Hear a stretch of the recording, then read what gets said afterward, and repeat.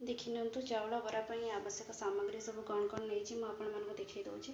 चाउल बरा पई 2 कप गुंड चाउल नहीं ता सहित सिझा 6टा आलू नहीं किछि कट्टा कंचा लंका नहीं 2टा कट्टा पियाज नहीं ता सहित खंडे अदा नहीं किछि जीरा नहीं ता सहित किछि भुसंग पत्र नहीं और 2टा कट्टा टमाटा नहीं ये सब को मिसई भल भाव आम ग्राइंडिंग करदबा तापर आम आम चाउल बरा प्रस्तुत करवा।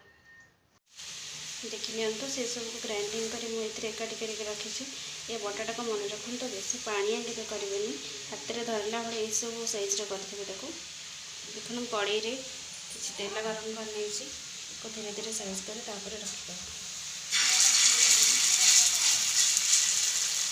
ये हिसाब से गोटे गोटे करके पतला पतला करके कड़े फास्ट रखीदे।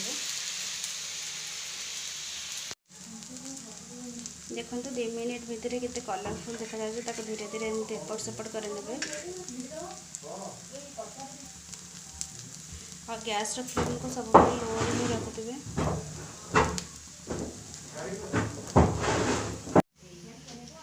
देखो फाइनली आमर चाउल बरा प्रस्तुत हो गला केते कलरफुल देखा जाउछि आपण मन देखि पारथिबे। आपण मन भी निहाती ए भले बनै कि खांतु एवं केमती लागुछि आपण कमेंट जरिए मते जणांतु। रहउछि बाय बाय।